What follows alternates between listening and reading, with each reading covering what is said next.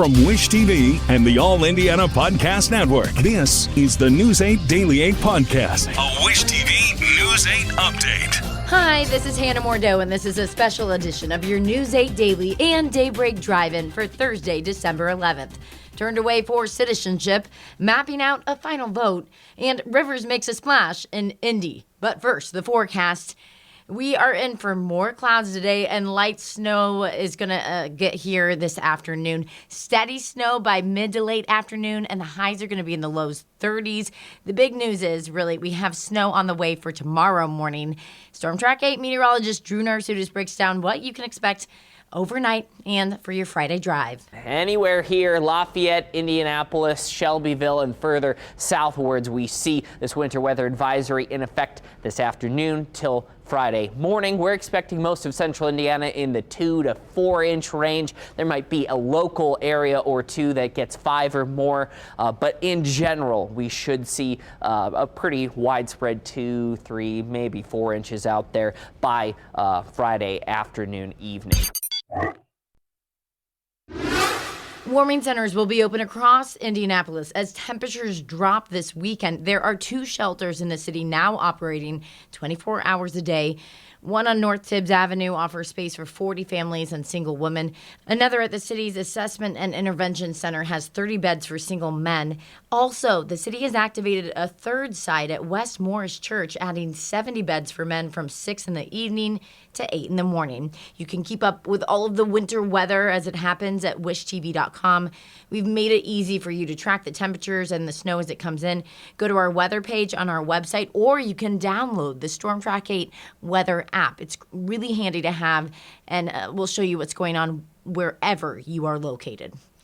Happening today at the state capitol, the state Senate is set to take a final vote on the bill that would redraw Indiana's congressional map. The map is designed to give Republicans control of all of Indiana's 9 congressional seats. So far, 16 of the Senate's 40 Republicans say they support the bill, while 14 say they'll oppose it. The other 10 have not publicly said how they will vote. One Republican senator is linking the proposed new district to the outcome of last year's presidential election. If we just use the Harris vote, in Congress it would be 240 Republicans, 195 Democrats, if you just wanted to use a measure of fairness. And so if it's fair, we're not getting the good end of this stick. I'm extremely disappointed that we spent almost 5 months working on a piece of legislation or a policy idea that only serves the needs and the political interests of one person in Washington, D.C. And there you heard from a Democrat, too. The Senate session is set to start at 1:30 this afternoon. News 8's government reporter Garrett Bergquist will be at the State House to bring you live updates throughout the day on Wish TV and wishtv.com. Remember, we are on YouTube TV as well, live now. The Marion County Clerk is blasting federal immigration officials after more than 36 people who were set to become U.S. citizens were turned away from a naturalization ceremony in Indianapolis this week. News 8's Malia Van Ostrin explains what happened and what comes next. 38 people out of 100 were turned away from a naturalization ceremony in Indianapolis Tuesday during the We the People event at Union Station. They had already completed every step required to become a citizen, only to be denied the chance to take the oath at the last moment. I can't actually tell you why, because there is no good explanation, except that their country is on a list made up by the president that every person from your country is not welcome to be a citizen of our country. Marion County Clerk Kate Sweeney Bell says it takes roughly 5 years to become a citizen. The clerk's office regularly participates in those ceremonies and was there Tuesday, but couldn't do anything to help those turned away. Their goal is to register new citizens to vote and walking them through how elections work in Marion County. Sweeney Bell says the people who were denied had studied U.S. history, learned the law, and had proven their commitment to this country with the approval of multiple government agencies. We don't know who they are, and we don't know what is going to happen to them if they're looking out their window worried that even though they're here legally, whether they will be forcibly removed back to their country. We just don't know what's going to happen because there is no information that is flowing down to us. The incident comes as the Trump administration rolled out new immigration restrictions, pausing some asylum decisions and re-examining green card applications for certain countries. In a statement, a spokesperson for the Department of Homeland Security says USCIS has paused all adjudications for aliens from high-risk countries, while USCIS works to ensure that all aliens from these countries are vetted and screened to the maximum degree possible. The pause will allow for a comprehensive examination of all pending benefit requests for aliens from the designated high-risk countries. The safety of the American people always comes first. We have a significant number of Afghans. We have a significant number of Burmese are on the list. You know, Indiana is the largest population of Burmese in the world outside of Southeast Asia. We have Haitians. We have Eritreans. We have literally almost everybody on that list. Van Tile says many of the people who were denied are legal permanent residents. She says they probably won't have to start the process over, but will have to undergo background checks again. She says events like this can deter others from seeking citizenship, and it undermines public safety. I think it's important to keep going. Immigrants are strong. We believe they belong. And so, and we're here to support them and continue to work with them. I think the important thing is to keep filing those cases and showing the government that you are eligible. Both Sweeney Bell and Van Tile say it's important to speak up about the growing issue and to contact an immigration attorney if they fear their immigration status is at risk. In studio, I'm Aaliyah Van Ostrand for Wish TV and WishTV.com. We now know that a student killed in a shooting at a historically black college in Kentucky was from Indianapolis. Police say the victim is 19-year-old Dejon Fox. Investigators say the shooter is from Evansville and is the parent of another student. 48-year-old Jacob Lee Bard is now in jail. Investigators say he shot Fox and another student on Tuesday at Kentucky State University in the state capital of Frankfort. Fox died and the other student is still in critical condition. The president of the university says their community is devastated. As a parent, I cannot imagine receiving the call I placed to the parents. Our students need prayers. Kentucky State University need prayers. Investigators have still not said what led to the gunfire. New on Daybreak, former University of Michigan football coach Sharon Moore went to jail hours after the university fired him for an inappropriate relationship with a staff member. Investigators say the arrest happened yesterday in Pittsfield Township, where Michigan's Ann Arbor campus is located. Police there issued a statement last night saying they arrested a suspect in an assault case. The department did not name the suspect, but the county jail later confirmed that Moore was booked in as of last night. Moore had coached Michigan for 2 seasons before he was fired. Former Vice President Kamala Harris is bringing her nationwide book tour to Indianapolis. Harris announced an extension for 107 days book tour yesterday. She now says that she will stop at the Murat Theater downtown on February 26th. The book follows her road to the 2024 presidential election.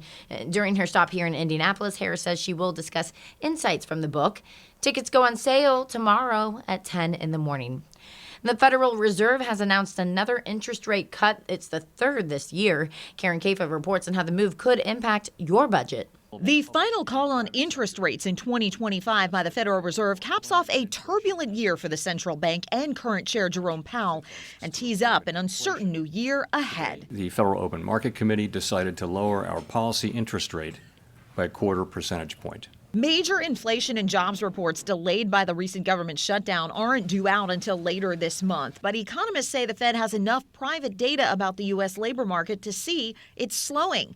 And cutting interest rates is aimed at encouraging businesses to borrow, spend, and hire more. It can get consumer spending, too. When interest rates come down, that lowers the overnight lending rate that banks use to send money to each other overnight while we're all sleeping. That can lower the broader interest rate that people think about when you think about, the rate you've got on your credit card, the rate you've got on your mortgage. But loosening the reins on borrowing also risks further heating up prices at a time when inflation remains stubborn. Despite consumers saying they feel the pinch, Americans are spending this holiday season. People are still spending. It is the holidays.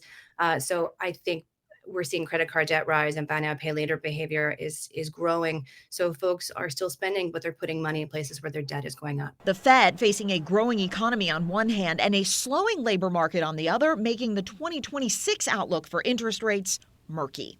In Washington, I'm Karen Kafa. Sports Now, IU quarterback Fernando Mendoza is just 2 days away from finding out if he will be the first Hoosier to win the Heisman. He says he's had his eyes on the Heisman since the start of the season. I thought of it, but it was a little bit more of a dream and kind of a long-range goal, or a goal that you reach a little farther than you think you could reach. And at this point, it's come to fruition. Heisman Trophy will be handed out Saturday night in New York City, and sports director Anthony Calhoun will be there. He will have live coverage ahead of the ceremony from the Big Apple starting tomorrow at 5 o'clock on our news. The awards keep coming for Mendoza. Walter Camp Football Foundation named him as its National Player of the Year. The award is based on a vote of head coaches and college sports information directors. Foundation also named IU's Curt Cignetti as its Coach of the Year. Cignetti is the first coach in the 59-year history of the Walter Camp Award to take it home back-to-back years. Go Hoosiers, that's all I'm saying. In Colts Watch, team could be heading into Sunday's game with a new but old quarterback. 44-year-old Phillip Rivers hit the practice field for the first time in almost 5 years. Coach Shane Steichen says he will be watching Rivers during practice this week to see if he's ready to play on Sunday. Rivers also played for Steichen when the coach was an assistant with the Chargers, and he says he knows the odds could be against him. It's kind of one of those deals, the door opens and you can either walk through it and find out if you can do it or run from it. And I know that there's risk involved, obviously, of what may or may not happen, but the only way to find out is going for it. Steichen says he will make a decision on whether Rivers will start Sunday's game in Seattle by the end of the week. 2026 is right around the corner, and fitness resolutions are on the rise. New study says they've climbed from 39% in 2023 to 60% this year. In today's Health Spotlight, News 8's Gina Galeros looks at one supplement that could make a big difference in your journey. Not seeing the results you want in the gym? Cleveland Clinic says this supplement can help.